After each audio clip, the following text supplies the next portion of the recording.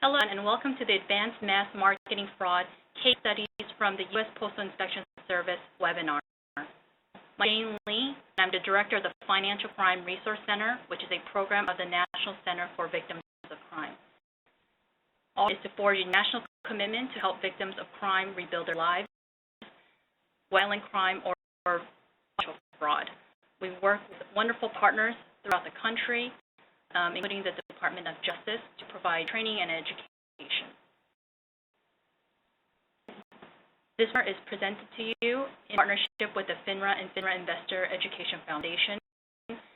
The Investor Education Foundation provides grants and manages targeted projects focused on investor education and protection. Before we start, I would like to introduce to you our webinar presenters, Sharon Miller and Kathy Martin-Jack. Sharon Miller has served as a U.S. Postal Inspection Service General Analyst for 6 years and has over 32 years of U.S. Postal Service experience. Ms. Miller provides assistance to the Harrisburg, Pennsylvania fraud team with the development of USPIS investigations through research, document review, and analysis to identify victims and victim losses.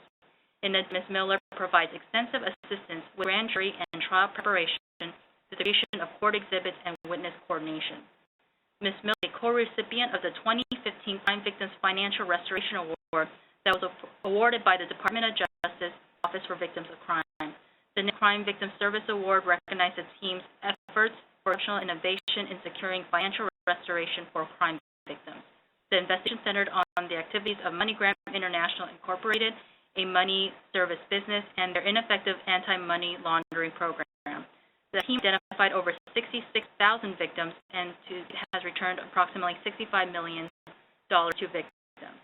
Our presenter is Kathy Martin-Jack. Kathy is a U.S. Postal Inspection Service's National Victim Specialist, a position she has held since 2013. Prior, she worked as a consumer fraud analyst assigned to the Tucson, Arizona domicile for 4 years. In 2008, she retired from the Tucson, Arizona Police Department after 20 years, where she held a number of positions, most notably as the department's analyst assigned to the fraud and elder abuse units, then worked to a variety of other units as needed. She is a member of the department's Critical Incident Stress Debriefing Team, Peer Support Team, and Peer Support Steering Committee. Today she works out of the Cleveland domicile, where she provides victim support across the country, primarily for senior victims of mail fraud.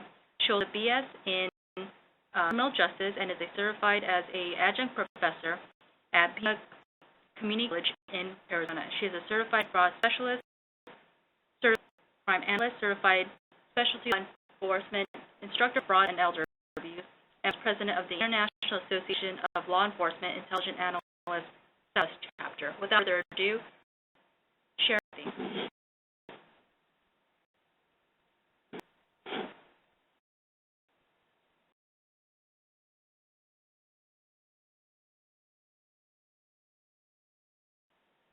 Mute yourself.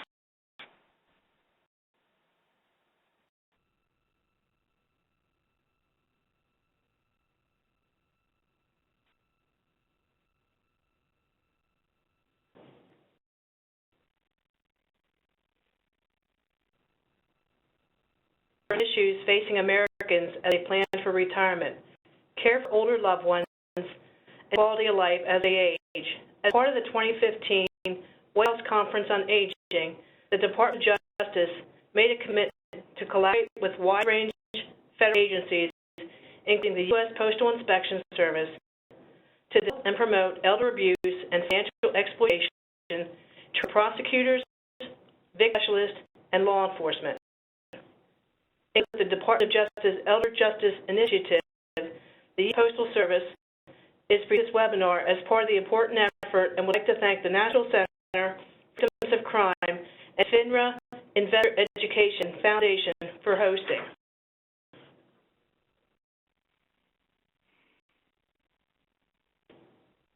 I'm Kathy Martin-Jack. She is a National Victim Specialist for the United States Postal Inspection Service. Initial victim contact is usually with a postal inspector or a general analyst. As for the investigation, some victims require further assistance and referred to me. I see senior victims who scammed and have suffered a financial loss. They may realize that they have been taken advantage of, or they may not want to acknowledge that they fell for a scam. I help them recognize that they've been victimized and that as victims, there are protections that they are entitled to and social services available to them. If are good, I encourage the family to get involved. A positive approach is my best advice, and I offer guidance regarding assistance, difference on securing finances, and suggestions to keep from being re-victimized. But I do all the talking. I do a lot of listening. I offer compassion and a friendly ear to both the victim and the family. It doesn't work. I'm part of a team to protect our senior victims. From law enforcement through advocates and victim specialists like myself, Department of Aging, clerks, and healthcare professionals. Police or Department of Aging and receive a call that someone has sent money through the mail and may have been scammed, we suggest contact the local post office right away to intercept that mailing. Those are good. They do this for a living. They the seniors to use the express mail, which is the post office's overnight delivery service.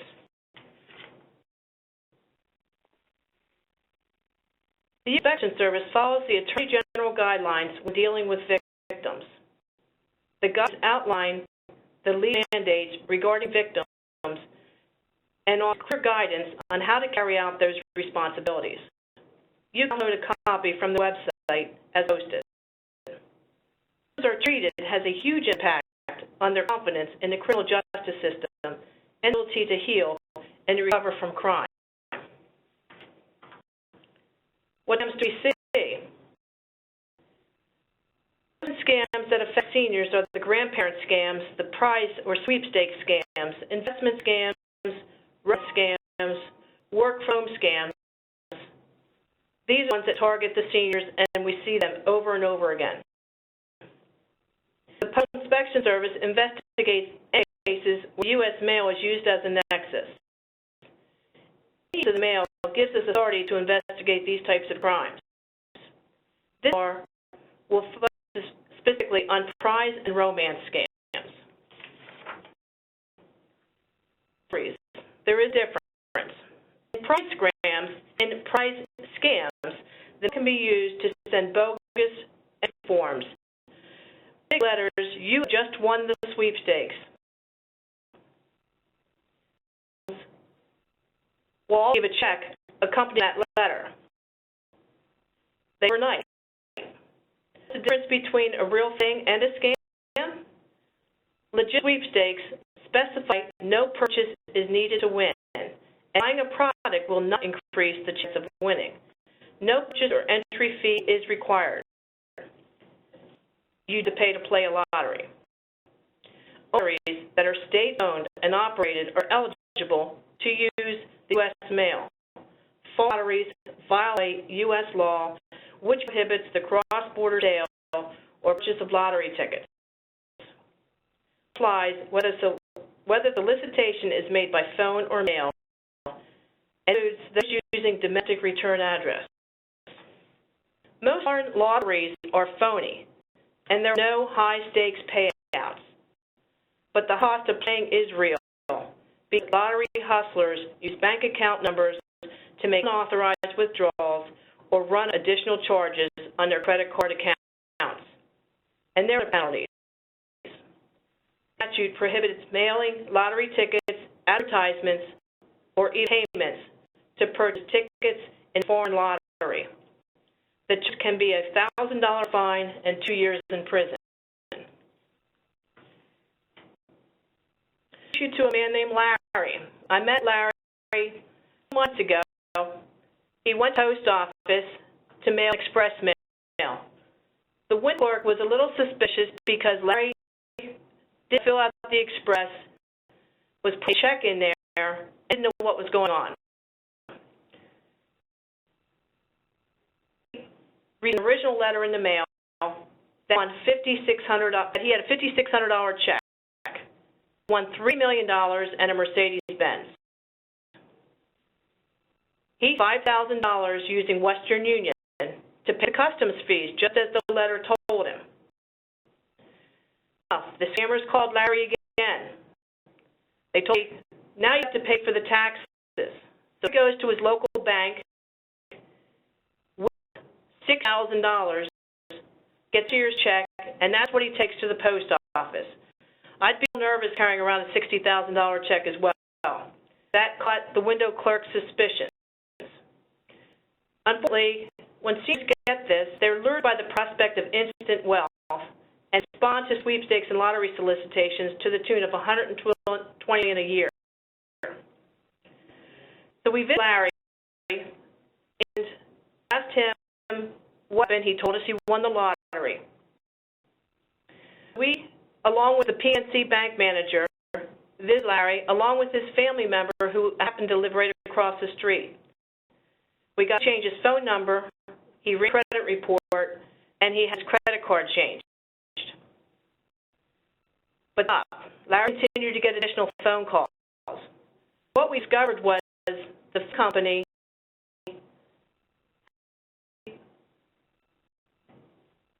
his account online, and that would be the scammer. As Larry changed that phone number, the scammer was calling Larry the very next day.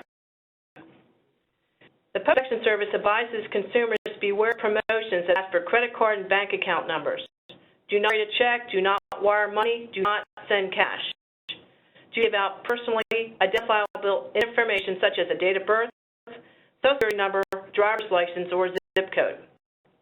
Re-urge to respond to an urgent request. Ignore the deadline to collect the prize. Sweepstakes requires a purchase. It's a scam.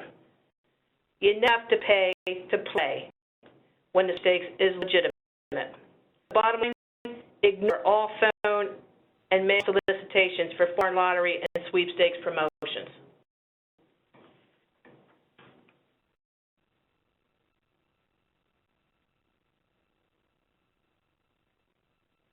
Postal Inspection Service do to combat these scams? For mail interdictions.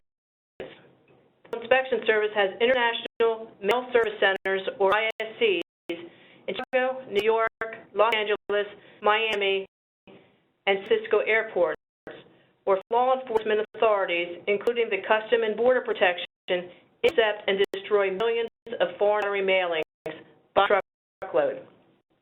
Besides interdictions, the Postal Inspection Service employs a phone termination program. It's a justification for the carrier to terminate the phone number. When we got the number disconnected, they said, hold of Larry. He went a step further. They called the local police department, or the local pizza shop. The pizza shop delivered a pizza to Larry's house, along with a telephone. So they talked to him. They didn't want to lose Larry. That's a $60,000 customer. We have Postal Service employees to be alert to customers who receive a lot of standard, known as junk mail, mail. Also, customers who purchase a lot of money orders or express mail them.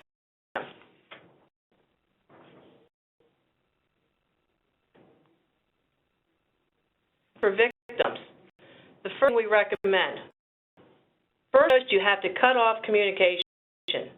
If you get that phone number changed, the scammer can't reach you. You want a phone number and verify with the company that nobody has access to that number online. We don't have access to the internet.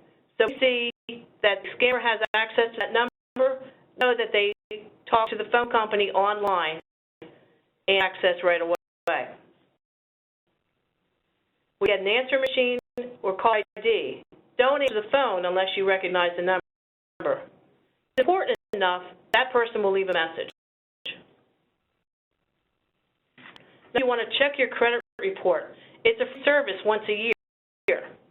Annual recovery starts with a credit report to assess the damage and set things right. Federal law allows you to get a free copy of your credit report every 12 months from to the threat of the credit bureaus, Equifax, Experian, and Training. It's request a report from a different agency every 4 months, you'll be able to check your report 3 times a year, all for free. To get an alert, contact one of the 3 credit bureaus and they notify you the other 2. Their contact information is shown here. Number 3, you want to file a report with the police. If the victim sent a MoneyGram or a wire transfer, you want to contact them and file a report. Typically, they will ask you to file a police report first. So start with the police report. Second, file a complaint with Western Union or MoneyGram. If you're through the mail, contact your local post office so you can intercept that package. If you expect fraud letters in the mail, you can drop them off at your local post office or call the Postal Inspection Service. If it's fraud through phone or through email, contact the Trade Commission at 7-382-4357 or www.ftc.gov.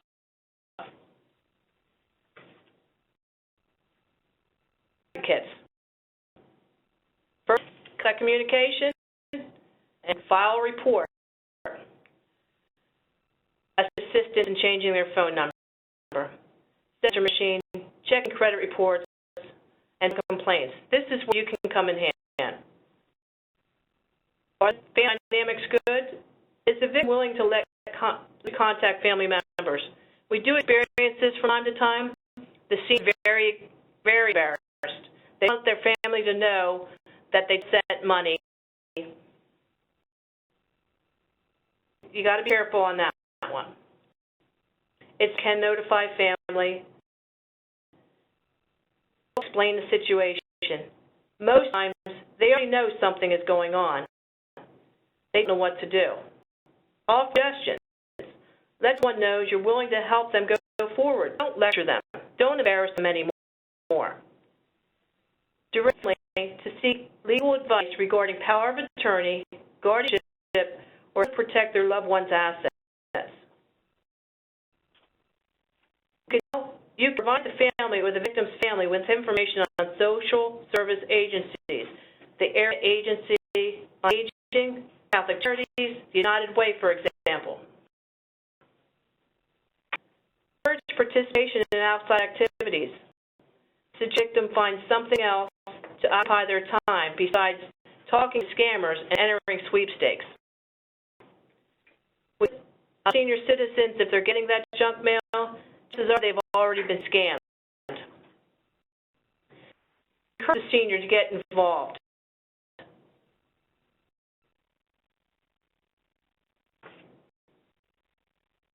Now this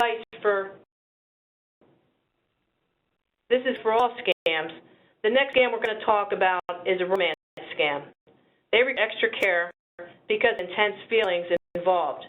Romance scams were reported kind of online fraud last year, with victims swindled out of more than $14,000 is the average loss.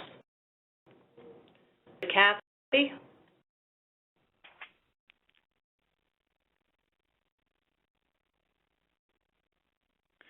Yes, that type of advice is good for all types of scams.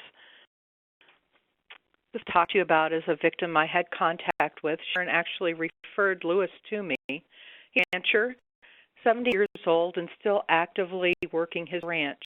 He told me that he'd sent all of the money he would use to purchase his new calves to replenish his herd to girlfriend Abby, and he was having a hard time financially. In romance scams, generally we see the mail used to send money or other goods to the suspect, and that's how we get involved. We spoke several times on the phone. We talked about social media and the security of your accounts, how to secure his Facebook account. We had several discussions on how Abby was a scammer, not a real person. Understand that before he could take positive steps towards helping himself. I doubt that Lewis ever completely believed me about Abby, but he told me he wasn't sending her any more money. encourage him to get out, get involved in local activities in his community, and try to make some new friends that way. Victims of romance scams. Well, research suggests that victims of romance scams have emotional or psychological vulnerabilities that make them susceptible to these types of schemes. They're looking for love, overshare on social media sites. They have idealized notions of romance. These are characteristics that are shared by victims, according to an Internet Crime Complaint Center report in 2014, and also a study that was conducted by researchers from the United Kingdom. According to the Bureau of Investigation, women 50 and over are the most frequent victims of online romance scams. A report issued by the FBI's Internet Crime Complaint Center shows that they lost the most money. In more than 2,000 women in the United States, 50 and over, reported losing about $51 million to online romance crooks. That was more than $23,500 each. United Kingdom found that men and women were victimized in almost equal numbers. It's just women were more likely to report it to authorities. Underreporting is why it's difficult to quantify the scope of the problem. Law enforcement, social services, and victim advocates are trying to learn more about the psychological characteristics that put people at risk for fraud and to understand the physiological changes that come with aging, making elders more susceptible to romance fraud and fraud in general. Tactics are used to entrap victims and keep them believing. Search dating websites, chat rooms, and social media websites for personal information, then used to find and manipulate the victims. Some purchase sucker lists from other scammers. They curse scripts to make themselves sound convincing, as well as taking copious notes as they speak with the victim. And that is so they can reference an earlier conversation when we speak to them later on. An online file is created by the scammer, typically using photographs they've stolen off of the Internet. If the victim is a woman, the fake identity is usually that of a successful businessman, engineer, or a member of the armed forces.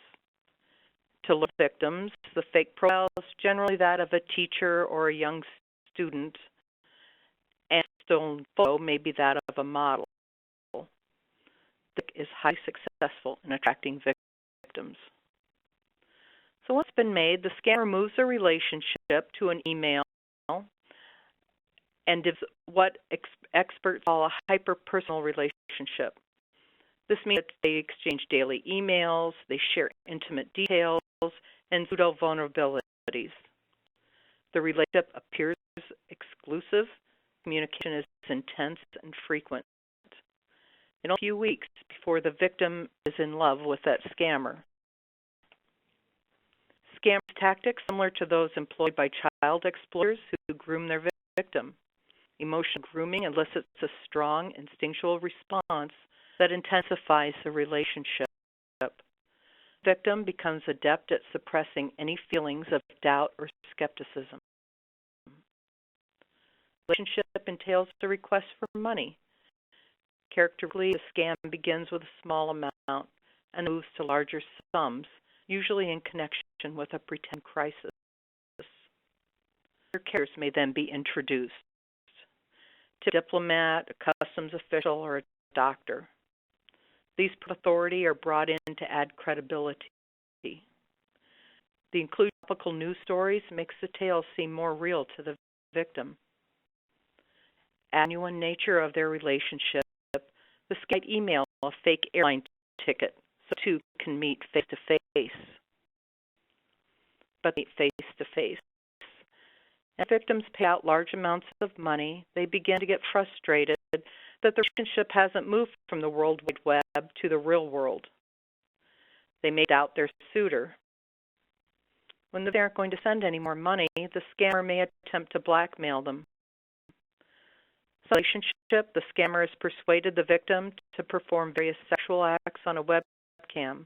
They then threaten to send those recordings to the victim's boss, their family members, and friends, or even threaten to post them on the internet if the victim doesn't send them more money.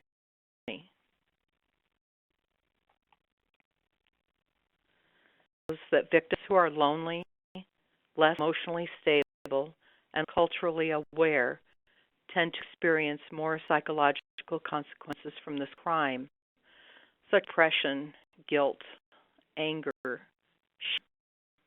embarrassment, and fear. They feel violated. Some have described feeling mentally raped. Some are extremely distressed and may become suicidal. Some find it difficult to visualize the real criminal. Either they're shown photos of the actual perpetrator, cannot disassociate from the mental image they have of their newfound love. For a future together, share innermost secrets. How can it possibly all be a lie? Victims brought out of this denial as soon as possible. They need to be educated so that they're not re-victimized by a second wave of the scam. One I spoke with said your boyfriend's business, and they verified he was who he said he was. So I asked her if he had given her the number, and she said yes. And I said she should look up the number to the business herself and then call to verify him. She used to do so.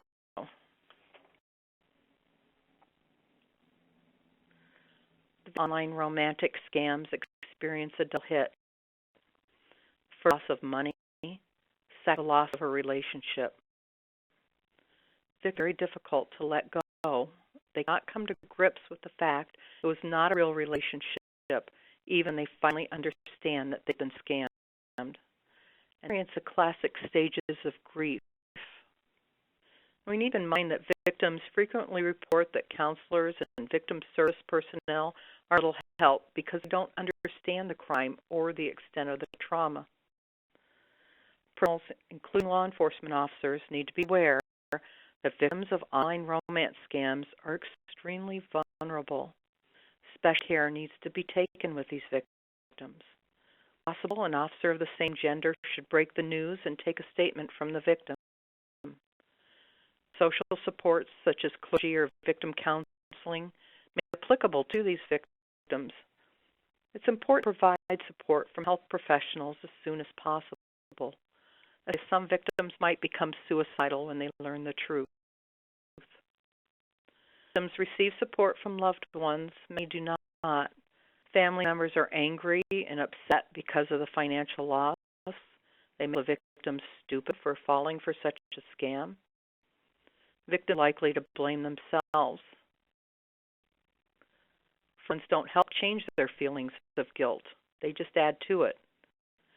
Many family members or friends cannot provide the support these victims need because they don't understand the intensity or the realness of the relationship. To these victims, tell them not only are they suffering a financial loss or the loss of a romantic relationship, but their trust has also been violated, and that goes to the heart of everything.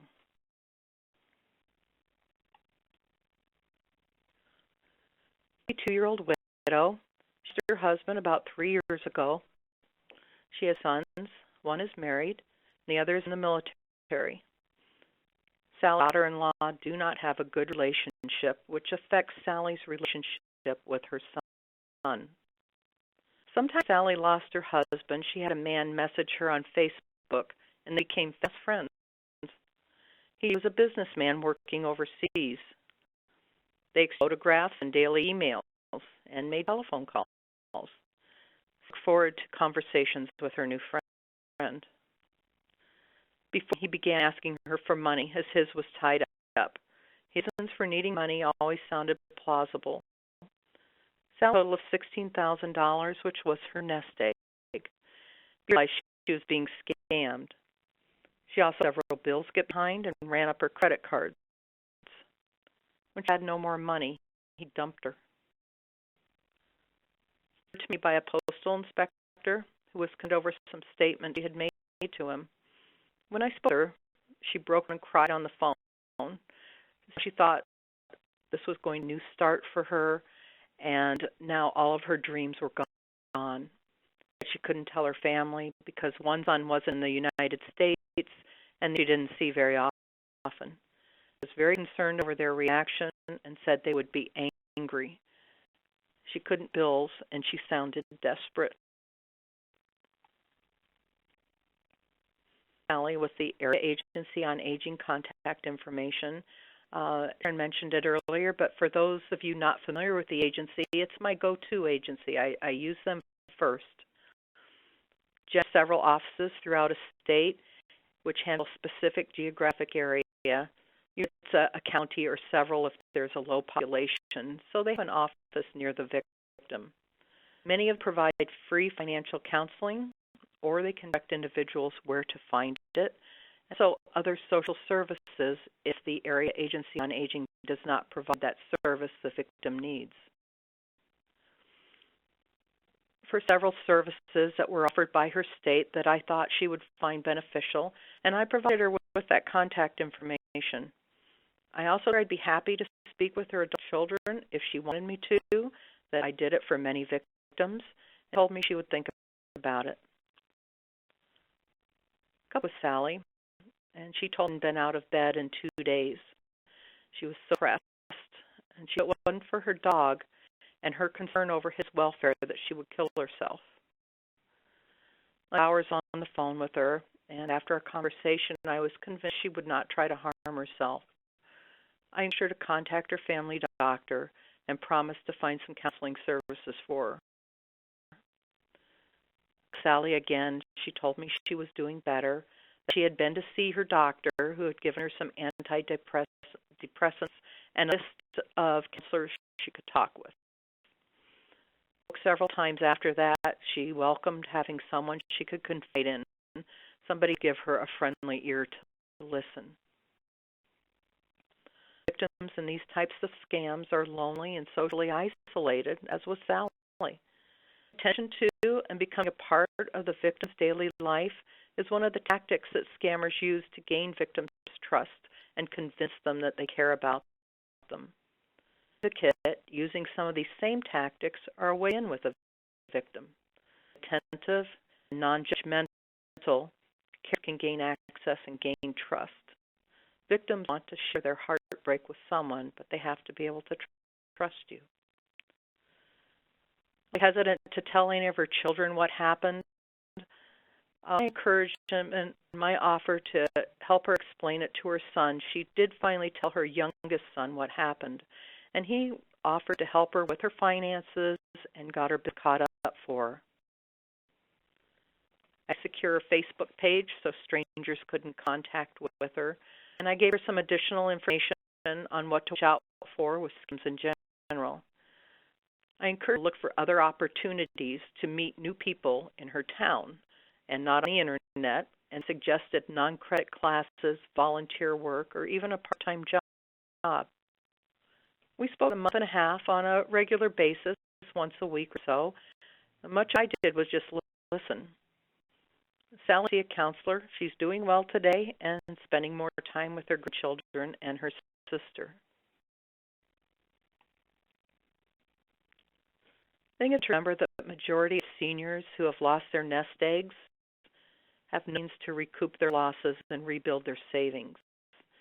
They have learned to live within a scaled-down budget and transition to a lifestyle that may be less than what they're accustomed to or had planned for in their retirement. It's a financial adjustment for some and can be emotionally taxing. Victims to expect many more bogus offers for love and lottery winnings or investment opportunities or those 2 a.m. phone calls to bail their grandkids out of foreign jails. Victim details are shared with other scammers. Their names are put on sucker lists that are bought and sold. They will be vulnerable to fraudulent pitches and will be subjected to other schemes. Ease the confusion and calm the fears. If families are good, families can be urged to play a bigger role in the senior's life. giving them a call every day to check in with them. Or someone visits a couple times a week. Encourage them to get involved in their real-world community, a senior center, a place of worship, or a volunteer group. Maybe a class that they've always wanted to do. Installing guards and checks will make it less likely that senior victims will be taken in by another fraud. There's out there, profit and nonprofit, that might be able to provide services if the family can't. Seniors and similar agencies can provide companionship, light housekeeping, errand running, and a myriad of other services. Inspection Service regards consumer education as one of its top weapons in fighting fraudsters. You may be a victim, but you can choose not to be a victim. It's delivering trust, delivering justice campaign. We have a lot of educational material on our website, and it's so available in print. So I encourage you all to visit the Postal Inspection Service's website for that. I'd like this opportunity to thank you for attending our webinar and turn it over to Jane. And Sharon, Kathy, if you slide one to the next slide. Thank you for sharing valuable information and these very heartbreaking victim stories. I understand that we did not have a question and answer chat function. If you have any questions, please email me at jlee@ncvc.org, and I'll pass along your questions to our presenters. This webinar will be available in about a week on our website with closed captioning another week. If you have any questions, email me. If you want to review or download the presentation, you may do so. I wanted to also point out another resource available, that is our Victim Connect, and it's 1-855-4-VICTIM. That's 1-855-4-VICTIM. If you have any victims or any questions that you want to refer us to, we're happy to help. Thank you again to Kathy, Sharon, and also Maria, and we will see you at our next webinar. Bye-bye, everybody.